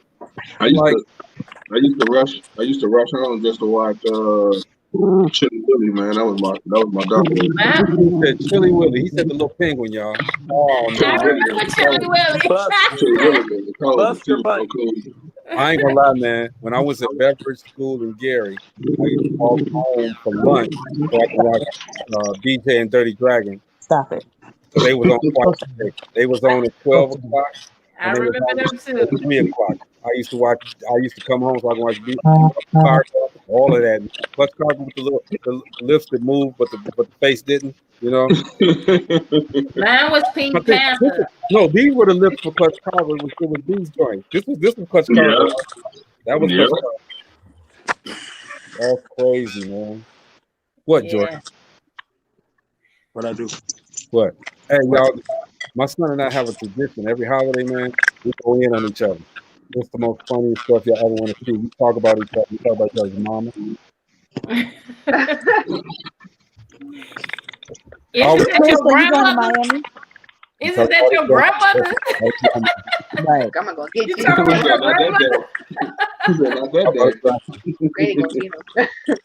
Grandma. That day cheat your dad cheat sheet. Your mama. That's what she is that day. And I go off on him. I talk about his mom. And, you know, his mama was one of those people that I always talk about. After 7:45. So you on your way to Miami? Oh, y'all just gonna get off the midget? I'm old. Chris, I thought you were there already. Yeah, pack my bag. No, I leave in the morning. I thought you were there yesterday. I ain't never been to I Miami. guess I'll call you next week then. You need to join. I can wait to go. I guess I'll call you next week then. No, you call me anytime. He might be on the line. I'm gonna be working while I'm there, so might as well call. All right. I have a question. I'll carve out some time tomorrow. What's the question? How do you? Well, give me Thursday, because tomorrow I'll be flying on there. What's the question? And especially if you flying American, you're gonna be flying all How day. do you write a song about how you feel? Like, I've been thinking what to write. She says, "How do you write a song about how you feel?" The best way like I told you before, start off with a diary first. Journal, baby. Put all your feelings into your diary. Yep. So journaling is the best thing. That's what people. How you get the blogs and songs and all of that. Nikki, don't listen to none of them. You take a fork, all right, and you go to your ex-boyfriend and you put the fork. No. Don't listen to him. That's how she feeling. That's how she feeling. When you really feel something, it's just gonna come easy. Honestly, that's what I say. Cause like, I just start rapping randomly, and it was about nothing. And then, like, I started to, cause like when I was young, I didn't go through nothing. I was just young, like. So what are you now, George? Stop, Jocelyn. She said, "What are you now, George?" Huh? You're not young anymore, huh? No, I'm about 4. You look good, George. Like, Just imagine. She said you look That's funny. He said when I was young. Yeah, when I was that yesterday. Like I had to tell my granddaughter, wasn't that yesterday? Back when I was 12. Nah. Jordan. Your mother. What for what though? But why is that a thing to do randomly as I talk about age? Because your mother old? Look at mama face. That is your mother. I'm telling. Oh, and also when I try to sing into the microphone close, it works. But this microphone, when I sing out, it don't work. Something not coming in. I don't know. Well, you gotta put like I'm gonna be loud and purr, and I just You're not singing from the diaphragm. That's why. Oh. That's why when I told you to lay on your back and sing with a book on your stomach and sing. For one, it teaches you breathing control, and two, it teaches you how to use your diaphragm to sing out. And if the book is not moving, that means you're doing it right. Yeah, you're not singing from your diagram, you're singing from your Larrygram. So if I lay on my stomach and put a book on my stomach, that means I can sing. I'm getting 2 books. Everybody has a singing voice. I'm getting 2 books. I know. Everyone has their own unique singing voice. That's right. And I told you I sing. Mm-hmm. We got to get together and do a duet, John. Yeah. No, I'm telling you, y'all should go come together and do the Jay's Breakfast Club at intro. I know. Yeah. No, y'all don't need to get together. So one day I'm gonna get together so I can sing. Yes, you do that. You do that. You're gonna use that same microphone you showed us yesterday. Oh yeah, I got it. My daughter just jacked me. We'll be using that one. That one you're gonna put up. That was I got a little flash. That was a surprise. That's what that was. That was exercise. Adios, amigos and amigas. Good night. All right, Jocelyn. We'll see you tomorrow. All right. That was different. That was Nikki, don't use that one. If you need a mic, you can take this one. It looks more like a mic. I got some other ones that you can use, but that one right there, when you see the way she was holding, she was like, and I want to use this one. Oh, get a girl a mic. I'm like, Nikki, this ain't candy coated dreams over here, man. You got this. I've been practicing singing every day in that microphone, and it's like I sound good. Nikki, hit something for us right now. Hit something for us right now. Go ahead, girl. It's you singing though. First, you get the singing without the microphone first. Yes, I can. You gotta get that voice first before you get into the microphone. Because the microphone, when you were talking into it, I heard the reverb of it. You gotta sing Acapulco first, all right? Sing it. Give me something real quick. We gotta go. Sing us something real quick. Come on. Don't laugh. Sing it.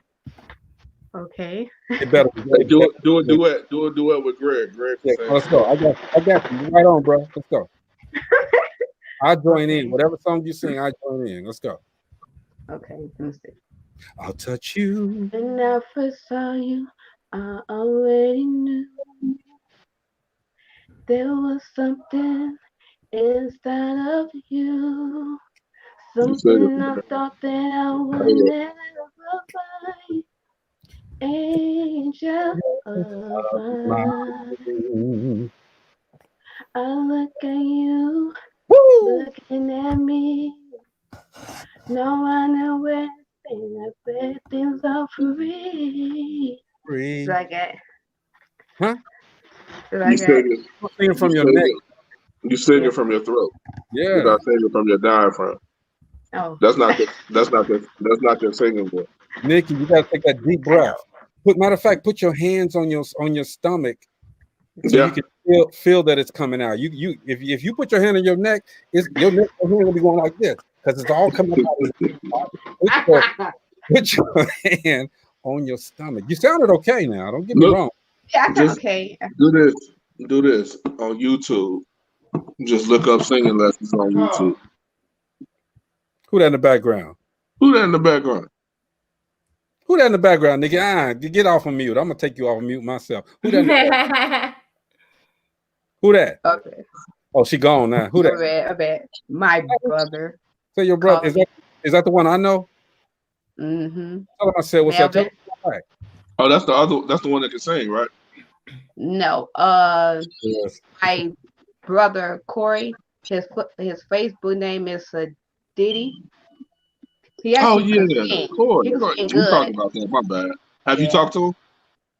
Have you talked to him? I actually told him that I want to sing and stuff, but he gave me some good ideas and told me just to breathe. Did you tell him? Did you tell him that you talked to me? Yes, he said that you good people. No, okay. So you trying to be one of the Michelet type singers. You talk one way and then you sing. You want to just sing it out. But seriously, you got to sing from your diaphragm, man. You got to hold your stuff. You can feel when it's coming from there as opposed to coming from your throat. Honestly. Yeah. Yeah, I was thinking about that. That's how I learned how to do it. Seriously. Okay. Somebody kept telling me because I was all up in here, man. I would keep sweat all the way back. You know, but no, you got to get it out. You got to get it out the right way.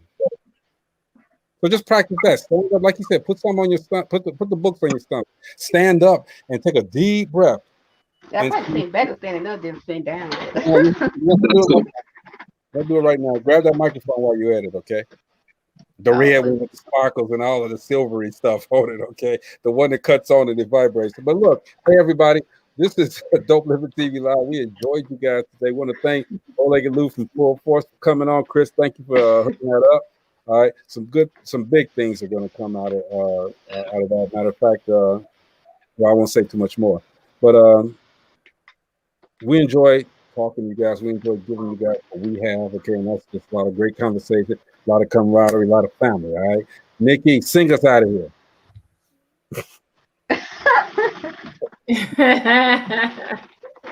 I don't know the other song. Come on, Nikki, let's sing I'm a Flirt. Come on. R. Kelly, let's go. I'm a flirt. Yeah. I don't know. R. Kelly. You just do this part. Say just do that part. I'm joking. Stop. I'm joking. Hey, you're gonna get your big break on here, Nikki.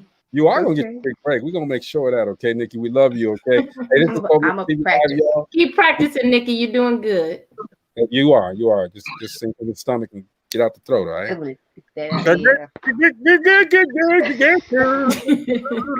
Okay.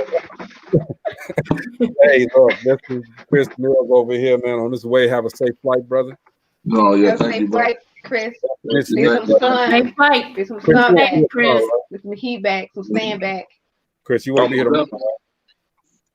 It was definitely condo right up the street from the beach, so we'll make it up there one day. Ludine says R.M.P. to Dr. Alphabet NWI. Nabara, yeah. Yes, he did. Wow. Yeah. That's news to me too. 2021. Yeah. I heard about it earlier. I heard about it yesterday. Yep. Wow. 2021, y'all. Let's start. Get it right. Let's get it right. But yeah, Chris, we'll see you guys. We'll see you tomorrow. Miss Nikki, we're gonna see you tomorrow. Most definitely.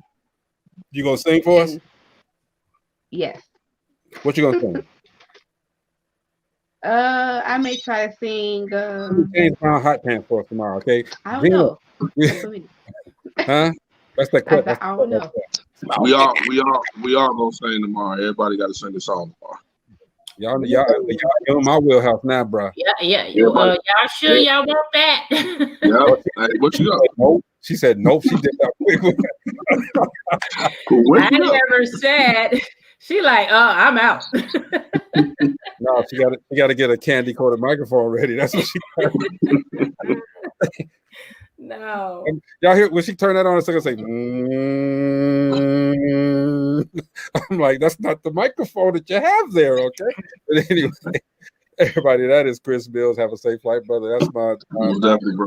my good friend, my little sister Gina Gatson right there. Thank you, Ludine. Thank you, Jocelyn, for coming through. I saw Dr. Joy Lynn pop on and she popped off. Okay, so thank you, Dr. Joy Lynn, and everybody who watches. All right, stay safe. We'll be back tomorrow to talk about some more stuff. We ain't got no topic this week, so y'all don't have a.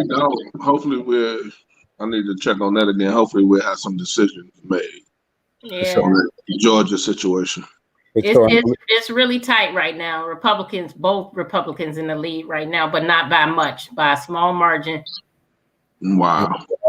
Tomorrow, and hopefully some more news about what's happening in Wisconsin, and a lot more. Okay, and don't forget, like I said, send your links. Oh, it's going to be a day with the electoral college tomorrow. It's going to be a day. Going to be a day. And hopefully my beard would have grown in a little bit more tomorrow. You like that, Gina? Not right now. You don't like it? Not right now, no. Got to be white. You look scrubby. Oh yeah, but it's real smooth though. You got to see it up close and personal. It's real smooth. He trying to get his Peter from Love and Hip Hop look. Dude, that dude was like Bobby Blue Band Black. All right, he was just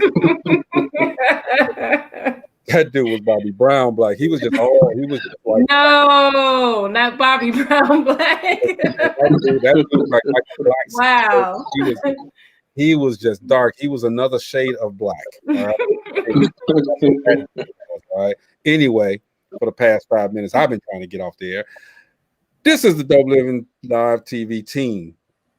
We'll see you guys tomorrow, all right? But before we go, you're beautiful. You're smart. You're loved. This week we're great. You got this. You're a badass. You can do this. I love it. Dope Living TV Live, love it. We're out. See you guys tomorrow.